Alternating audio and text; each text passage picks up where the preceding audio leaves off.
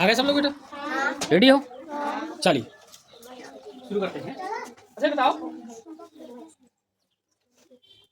शादी विवाह है तो भैया किसी ना किसी के घर में हुए होंगे, है कि नहीं? जब फंक्शन आता है तो हमें कुछ चीज़ों की जरूरत पड़ती है। जैसे एक तो मंडप से कुर्सियाँ टेंट से लानी पड़ती हैं, आते हो नहीं लाते हो, है ना? तो कुर्सी लिया, अच्छा कुर्सी उनके यहाँ से लाते हो, वो कुर्सी तुम्हारी लाती है क्या? नहीं। उन्हें लौटाते नहीं हो क्या? लौटाते हो, है ना? जब देने जाते हो कुर्सी तो कुछ खर्चा तो लगता है कि इसीलिए देता है? खर्चा लगता है ना। यानी कुर्सी उसके यहाँ से लाए, टेंट वाले यहाँ से हमने रखी। अच्छा एक बात बताओ, चाहे जितने दिन यूज करो उतना ही रुपया लगता है या अलग अलग? कम दिन करो तो कम रुपया, ज्यादा दिन तो ज्यादा? हाँ, दिनों के हिसाब से रुपया लगता है। कैसे लगता है? दिनों के हिसाब से लगा करता है कि एक दिन का। मान लीजिए कि आप एक चेयर लाए, चेयर, तो चेयर लाने से पहले उससे रेट पूछोगे कि नहीं पूछोगे? बताओ कि भैया कौन से रेट से देते हो तुम? तो उसने कह दिया कि 10 रुपया लगेगा आपका प्रतिदिन। प्रतिदिन का मतलब एक दिन का, एक कुर्सी का कितना रुपया?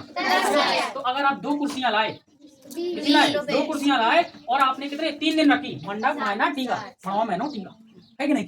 तो 3 दिन बेटा रखी यहाँ अगर, तो बताओ 2 कुर्सियों का कितना रुपया हो जाएगा? 60 रुपया हो जाएगा। कितना हो जाएगा? 60। क्योंकि एक दिन का 2 कुर्सियों का कितना हो जाएगा? 20। तो एक दिन का 20 तो 3 दिन का कितना? 60। तो जब 3 दिन हो जाएंगे, टीका हो गया, विदाई, चलो वैसे 4 दिन रखना चाहिए कुर्सी, कोई बात नहीं बेटा, एक दिन काम चला लेना, मैंने कुर्सी लौटवा रहा हूँ आपकी, ठीक है? चलिए कुर्सी लौटाते हैं, चले। हमने उनको कुर्सियां दी कि नहीं दी? किसी का मन में ये आ रहा है कि नहीं 60 रुपया दे देंगे कुर्सी हमारी हो गई? ऐसा तो नहीं है। कुर्सी लाए, कुर्सी हमें वापस करनी पड़े, लेकिन उसके बदले में हमें जेब से रुपया भी देना पड़ा। कुर्सी तो चली गई जो लाए थे हम, इसका मतलब कि हमने उसका क्या यूज करने का हमने क्या दिया? किराया। क्या दिया? ऐसे ही बेटा कुर्सियों की जगह, हाँ तो क्या है भैया, अपने घर में है शादी, हमें जरूरत पड़ गई कुर्सी तो हो गई, पैसे है ना, अब रुपयों की जरूरत पड़ गई। तो जब रुपया नहीं होंगे तो क्या करोगे? मांगने जाओगे, है ना? अब शादी के लिए जब रुपया मांगोगे तो ऐसा तो है नहीं कि 5,000 मांग रहे हो, 4,000 मांग रहे हो, अच्छा खासा रुपया लगता है ना? तो मान लीजिए कि कुछ व्यवस्था कर दी आपने और 1 आध लाख रुपया कम पड़ गए, अब 1 लाख रुपया जा रहे हो मांगने, मान लीजिए कि कहीं से चले गए लेने, बैंक मान लो चाहे आदमी मान लो, तो जो रुपए वो देगा लेके आओगे तो वो रुपया चुकाओगे कि नहीं चुकाओगे? चुकाना पड़ेगा। अगर 1 लाख रुपए लेके आए हो वहां से और 1 साल के लिए लिए हो तुम, भाई पूछोगे तुम, वो पूछेगा कितने समय के लिए ले जाना है, तो समय बताना पड़ेगा। अच्छा इसमें जैसे अभी कुर्सी में तुमने रेट पूछा था, ऐसे इसमें भी तो पूछोगे, है ना? नहीं वो तो बात की बात है। पहले बताओ कि जो रुपया तुम लाओगे 1 लाख रुपए, 1 साल बाद केवल 1 लाख रुपया दोगे या कुछ और दोगे? अरे रुपया कुछ और देना पड़ेगा हमें, जैसे कुर्सी का किराया देना पड़ा, ऐसे ही तुम्हें उन रुपयों का किराया, मान लो कि वो किराया देना पड़ेगा, और वही जो किराया जो रुपया दोगे तुम, वो कहलाएगा तुम्हारा ब्याज। क्या कहलाएगा? तो आज हम पढ़ेंगे बेटा क्या? साधारण ब्याज। सिंपल इंटरेस्ट, साधारण ब्याज। तो बेटा जो रुपया हम लेने गए थे आप, है ना, वो रुपया कहलाएगा आपका मूलधन। क्या कहलाएगा? मूलधन। मूलधन कितना लाए थे? 1 लाख। अच्छा बड़ा 0 है, हो गया 1 लाख।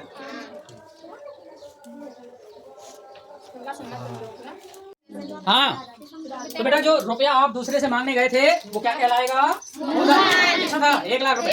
इसके बाद कितने समय के लिए लाए थे? 1 वर्ष के लिए लाए थे। अच्छा जैसे कुर्सी का रेट पूछा था, उसने कहा था भैया मैं एक कुर्सी का 10 रुपया लूंगा एक दिन का, ऐसे इसका भी कोई रेट होता होगा। तो इनका जो रेट होता है उसको हम हिंदी में दर बोलते हैं। क्या बोलते हैं? दर। इसमें प्रतिशत में दी होती है। क्या होती है? मान लीजिए कि 10% दी है बाद से, अब हो गई हमारे पास कितनी चीजें? 3।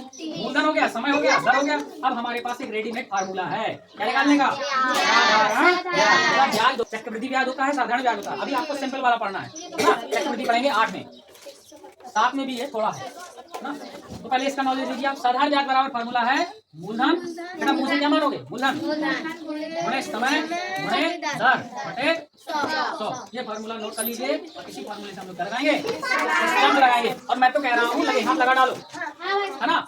अभी रुक जाओ बेटा 1 मिनट, नहीं लगा लो, अरे नोट कर लो और सवाल लगा लो, है ना? जितना जब ब्याज, हाँ ब्याज आ जाए तो हम बताना। बेटा शांत हो जाओ। चलिए तो चेक करते हैं कि उसको जब ये हमें ब्याज कितना देना है। मूलधन कितना है? 1 लाख। गुणे समय कितना? 1 वर्ष। दर कितनी है? 10% बटे में क्या आएगा? 1 0 0 काट दिया, काट के कितना आया? ठीक है। अब ये बताओ जब हम उसको रुपए देंगे तो कितना रुपए देंगे? 10,000 या केवल 1,00,000? हाँ, 1,00,000 भी देंगे और 10,000 भी देंगे, यानी 1,10,000 हम रुपया देंगे। अब सुनो, जो हमने लिया था उसको क्या बोला हमने? जितने समय के लिए लिया वो समय हो गया। इसके बाद जिस रेट से लिया वो क्या कहलाया? और जो हम रुपया लौटा रहे हैं नहीं, जो उसके बदले में जितना रुपया हमें देना है वो क्या है? ब्याज। और जो पूरा रुपया लौटा रहे हैं उसका एक नया नाम है बेटा, वो है मिश्र धन। मिश्र धन। क्या समझ आ गया ना? अगर ये मिश्र धन है तो इसको निकालने का तरीका क्या बन जाएगा? फार्मूला मूलधन। मूलधन में हम क्या जोड़ रहे हैं बेटा? ब्याज। तो मिश्र धन का फार्मूला बन गया, क्या बन गया? मूलधन प्लस ब्याज। मूलधन कितना था? 1,00,000 प्लस इसमें क्या जोड़ देंगे? प्लस 10,000। आंसर क्या आ जाएगा? 1,10,000। हमें कुछ और निकालना। मान लीजिए अभी हमने ब्याज निकाला, हमें अगर मूलधन निकालना, हमें ब्याज दिया तो फार्मूला क्या होगा? अभी आपने फार्मूला पढ़ा क्या? साधारण ब्याज बराबर मूलधन गुणे समय गुणे बटे 100। अच्छा, समीकरण पढ़े हैं? समीकरण पढ़े हैं तो जरा बताइए, अगर मुझे मूलधन को बचाना हो तो बाकी सब यहाँ जाएगा कि नहीं जाएगा? 100 यहाँ का में है, बढ़ जाएगा, गायब हो जाएगा।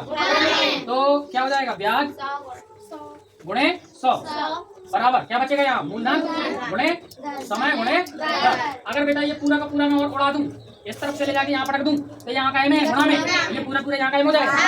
अगर मैं यहाँ फिर से दोबारा लिखूं तो ब्याज गुणे 100 बटे समय गुणे दर बराबर क्या बचा? यहाँ मूलधन। तो मूलधन का फार्मूला खुद से निकाल सकते हो, अगर भूल जाए तो साधारण ब्याज का याद है, उसकी हेल्प से आप मूलधन का फार्मूला निकाल सकते हैं। मूलधन बराबर क्या बन गया फार्मूला? ब्याज गुणे 100 बटे समय गुणे दर। समझ आ गया? ऐसे ही अगर मूलधन की जगह आपको समय का निकालना हो, समय का निकालना हो तो 100 जाएगा फिर से। अब किसको किसको नीचे भेजोगे? मूलधन और दर को। तो समय का फार्मूला देखो यहाँ से क्या बन गया?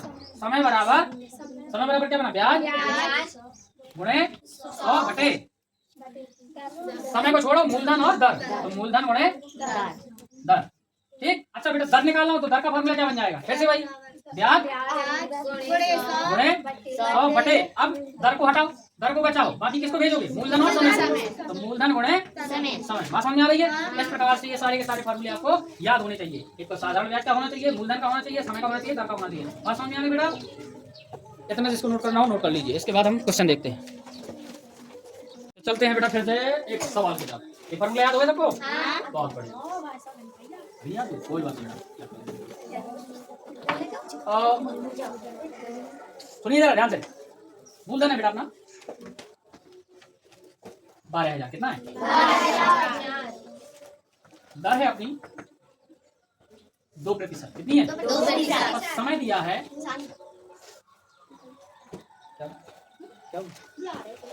समय दिया बेटा 2 सही 1/3 वर्ष।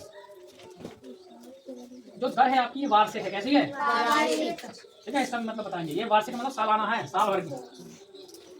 एक बात याद रखना, अगर मैंने अभी ना बताया तो मैं बता दूं, समय और दर को हमेशा चेक कर लिया करो कि एक जैसी होनी चाहिए। अगर समय आपका वर्ष में है तो यहाँ दर कैसी होनी चाहिए? वार्षिक। और समय अगर महीने में है, ये बेटा महीने में भी हो सकता है समय, तो फिर यहाँ दर होनी चाहिए मासिक। कैसी होनी चाहिए? इस चीज का ध्यान रखना, दर मासिक होनी चाहिए। अगर समय कैसा है? महीने में, माह है।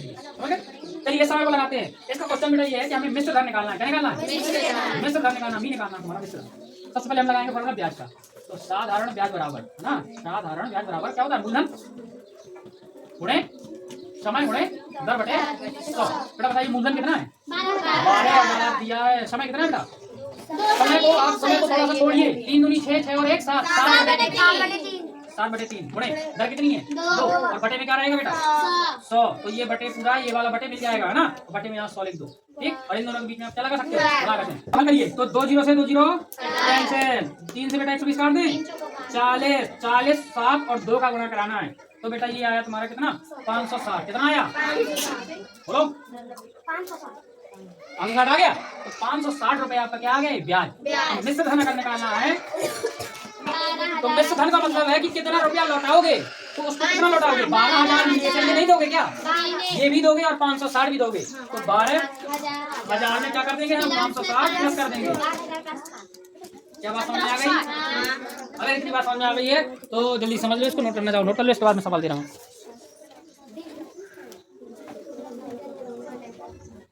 लगी 10% है ना? इसका वार्षिक दे दूं मैं, लो वार्षिक, ठीक है ना। ध्यान से देखना, समय है बेटा आपका, समय है बेटा आपका 18 माह, 18 माह, ठीक है। अब जब आप सवाल लगाएंगे तो आपका मन करेगा कि ब्याज बराबर 5000 मूलधन गुणे समय कितना है 18 गुणे 10/100। बोलिए हाँ कि ना, ऐसा कर लूं? ऐसा है क्या? ऐसा नहीं करना, ऐसा नहीं करना तो कैसा करना? अभी बेटा हमने बताया था सर, अभी आपने बताया कि दर वार्षिक में है और समय किसमें है, माह में। आपने बताया था कि अगर एक जैसा ना हो तो इसका मतलब बदले तो बेटा 18 महीने को अगर हम वर्ष में बदलना चाहे, साल में बदलना चाहे तो हम क्या करेंगे? हम 12 का भाग दे देंगे। एक साल में कितने महीने होते हैं? इसलिए हम इसको महीने में बदलने के लिए कितने का भाग दे देंगे? 12 का भाग दे देंगे। तो 12 का जब भाग दोगे आप क्या बदलना है? सब ऐसे सोचो, 12 का भाग तो ठीक है देते रहना, खुद का हिसाब से सोचो। अगर 18 महीने हैं, 18 महीने को हम बांट देंगे ऐसे 12 महीने में और 6 महीने में। बोलो 12 और 6 18 होता है कि नहीं होता? अच्छा 12 महीने में कितने साल? 6 महीने में आधा, एक और आधा कितना हो गया? 1.5 को हम कैसे लिख सकते हैं बेटा? 1.5 को लिख सकते हैं हम 1.5। एक और तरीका है इसको लिखने का, 3/2। एक और तरीका है, 1 सही 1/2, 1 और आधा 3/2, 1 सही 1/2 और 1.5। ये तीनों के तीनों क्या लिखे बेटा? 1.5 लिखे हैं, क्या लिखे हैं? 1.5। तो अब बताओ कि मैं 18 की क्या लिखूं? किसी का मन हो तो 3/2 भी लिख सकता हूँ। 3/2 लिख मैंने, बटे कहाँ पहुँच जाएगा? नीचे बेटा 10 1 0 कैंसिल। बेटा 2 का भाग 500 में दे सकते हैं क्या? हाँ 2 का भाग 500 में 250 आएगा। कितना आएगा? 250 का कितना होगा बेटा? 750। कितना आया? 750 रुपए अगर ब्याज आया है तो ये ब्याज किसमें तोड़ देंगे? मूलधन में। तो क्या मिल जाएगा? मिश्र धन मिल जाएगा। ऐसी बात समझ आ गई? समझ नहीं आया? बोलो किसको समझ नहीं आया? बोलो किसको समझ में नहीं आया? किसको समझ में नहीं आया? देखो सबको समझ में आया।